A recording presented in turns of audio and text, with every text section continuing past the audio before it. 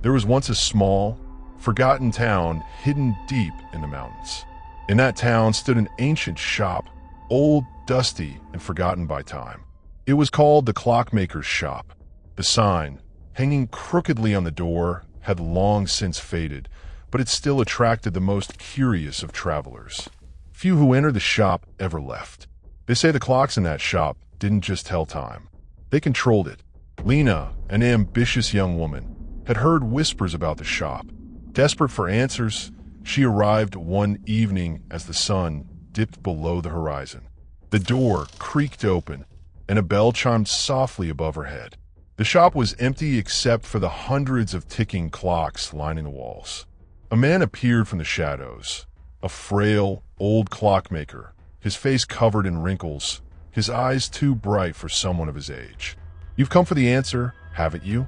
he asked, his voice smooth and knowing. Lena nodded, her curiosity outweighing her fear. She had heard the rumors. The clocks didn't just mark time, they bent it. People claimed to have traveled years in a moment. She needed to know more. The old man led her to a small, ornate clock on a table. Its face was cracked, its hands frozen at midnight. This clock, he said, was made with a secret, a curse. You see, every tick of this clock sends a soul through time, but it doesn't come back. Lena stared at the clock, intrigued. "What happens when you end it?" The old man smiled, but it wasn't a friendly smile. It was the kind of smile that hides something darker. Would you like to find out? Despite every instinct telling her to leave, Lena felt a strange pull. "I want to know," she said, her voice shaky but determined. The old man nodded, turning the key on the back of the clock. The sound of the winding mechanism filled the room, sharp and eerie. The air around them grew heavier, as though the very fabric of time was beginning to unravel. The clock's hands started to move. With each turn, Lena felt an unsettling sensation, like she was being pulled somewhere far away. She saw flashes of faces, places, distant memories, and something she didn't recognize. A warning, whispered through time itself. And then everything stopped. Lena blinked, but the world had changed. The room was no longer the dim, cluttered shop she had entered. It was pristine, with sunlight streaming through the windows. The clocks on the walls ticked steadily, their faces glowing brightly. She was no longer in the same town. She turned to the clockmaker, who now looked younger. His once frail form had straightened, his face smoother. He smiled. "You've done it now," he said, his eyes glinting with something cold. "You stepped into a time that doesn't exist." Lena realized what had happened. She had traveled through time, but she hadn't gone to the past or the future. She had entered a parallel world, a world not her own. As the minutes ticked by, Lena began to notice the changes. The people in the streets were unfamiliar, their faces strange. The sky outside was a darker shade of blue, the air thick with an unsettling tension. She tried to leave the shop, but the door wouldn't open. The old man stood in the corner, watching her with a smile that sent a chill down her spine. "You see, time isn't something you can just borrow. Once you cross over, you belong to it." Lena's heart raced. She couldn't leave. The more she tried to run, the more the world around her seemed to close in. She was trapped in a time that wasn't hers. Every clock she passed now ticked louder, each second pulling her deeper into the curse. The more she tried to leave, the more the clocks came alive, their hands twisting, their faces distorted. Lena stumbled back into the shop, desperate, her breath ragged. The clockmaker was waiting for her, the same eerie smile on his face. "You wanted to know, didn't you?" he said, stepping closer. "You wanted to see time, feel it bend, but now it owns you." Lena turned to the clock, the one that had started it all. The hands were moving faster now, spinning uncontrollably. She felt herself being pulled toward it, as though the clock itself was hungry, pulling at her very soul. "You can never escape," the clockmaker whispered, his voice low, almost loving. "Once you've touched time, it touches you back." As Lena reached out to stop the clock, she felt her body grow heavier, her vision blurring. She screamed as the hands of the clock moved faster and faster, until time collapsed around her. The world began to fracture. The walls cracked, the clock shattered. And just before she was consumed by the chaos, she saw her own face, twisted and unfamiliar, staring back at her from the broken clock. The clockmaker's laugh echoed in her ears as the room fell silent. They say Lena's soul is now bound to the clocks in the shop. Every tick, every tock, another piece of her fades away. And so, the curse continues, as new souls wander in, seeking the secrets of time. And once you win the clock, there's no turning back.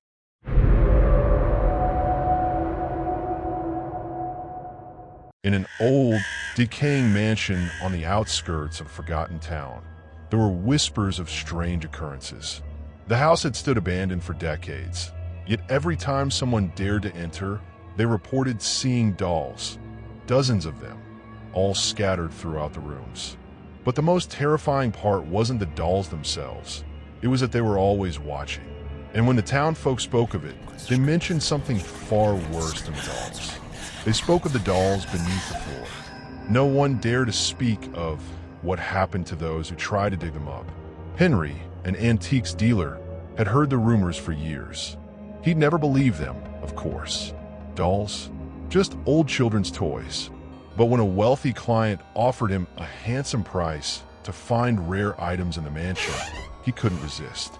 The mansion, long abandoned and overgrown with ivy, looked innocent enough from the outside. Inside, dust covered the furniture, but there was something unsettling about the silence. As he explored the empty halls, he found what he was looking for. Dozens of porcelain dolls lined the shelves of the dusty room, their eyes lifeless but too lifelike. It was as though they were waiting for something. But as he moved closer to examine one, a strange sensation washed over him, a cold shiver running down his spine. The air smelled of something rotten, but Henry was too focused on the dolls to notice it first. He reached out to touch one. The eyes of the doll seemed to follow his every move. As Henry rummaged through the house, he found a trapdoor beneath a rug in the corner of the room. Curiosity overtook him. He pulled the trapdoor open, revealing a dark, narrow staircase leading down into the basement. The air in the basement was thick with decay. The walls were lined with even more dolls, but these were different, worn, tattered, some were missing limbs. Their porcelain faces cracked, but still, their eyes seemed to stare back at him with a horrifying intensity. The most disturbing thing, however, was that beneath them, in the floorboards themselves, something was moving. Henry felt a sudden urge to dig, as if something was compelling him to reach deeper, to uncover whatever was hidden beneath the floor. The wooden planks were warped, cracked, and worn, but the sound of something scraping underneath drove him to continue. He pried up the floorboards, and as they creaked open, he saw it. Dolls, dozens of them, entombed beneath the floor, their bodies crammed into a tight space, their faces frozen in expressions of horror. But these dolls, they weren't just dolls. The eyes moved, the mouths twitched, and the air began to vibrate with a low, mournful hum. A voice, deep and echoing, seemed to come from within the floorboards, as if the dolls themselves were speaking to him. "Let us out." Before he could react, the ground beneath him shuddered. The dolls' eyes blinked open fully. Their heads turned, one by one, following him with an unsettling, synchronized movement. Henry stumbled back, heart pounding, but his feet were rooted to the floor. He felt a press. Henry woke, but it wasn't the world he had known. He was no longer on the cold floor of the basement. Instead, he found himself surrounded by dolls, hundreds of them, all lifeless once more, their eyes closed, waiting for the next unwitting soul. A whisper brushed against his ear, just barely audible. "You belong to us now." It wasn't just the dolls that moved. Henry's limbs twitched. He reached up to his face, and in the reflection of a nearby, cracked mirror, he saw it, the horrifying truth. He was becoming one of them, his body slowly changing into porcelain, the coldness creeping into his bones. His limbs stiffened, his skin turned pale and lifeless, his mouth barely able to form words. And then the voice again, louder this time. "Now you will watch." Evelyn woke up the next morning in her nearby house, unaware of the horrific events that had unfolded in the mansion. But she couldn't ignore the strange feeling that something was wrong.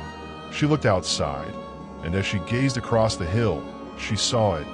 The dolls, hundreds of them, standing perfectly still in the windows of the mansion. The wind whispered softly through the trees, and with it, she heard a faint voice, distant and haunting. "Let me out." The dolls wait, always waiting, hungry for new souls. And every time someone enters the house, the same thing happens. They join the collection. The floorboards shift, and the dolls reach up, pulling them into the depths, trapping them within the walls for eternity. The town will never speak of it, but the whispers can still be heard in the wind, begging for release. And once you've entered, you will never leave.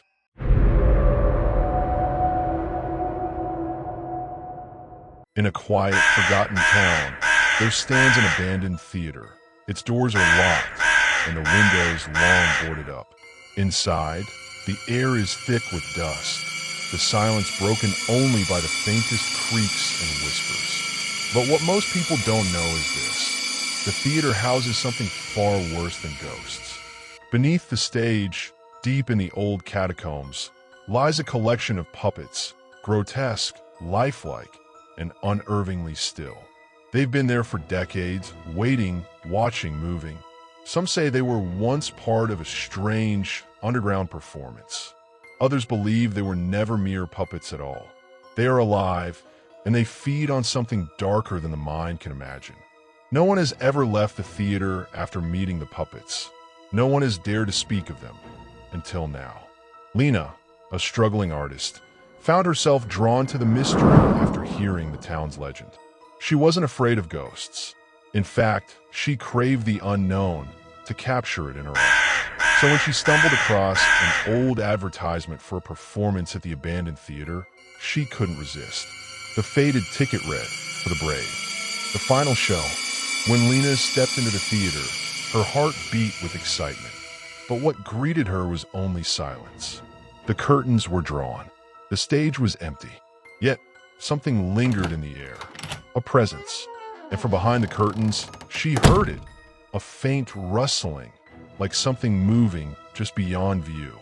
She pushed the curtain aside, and there they were.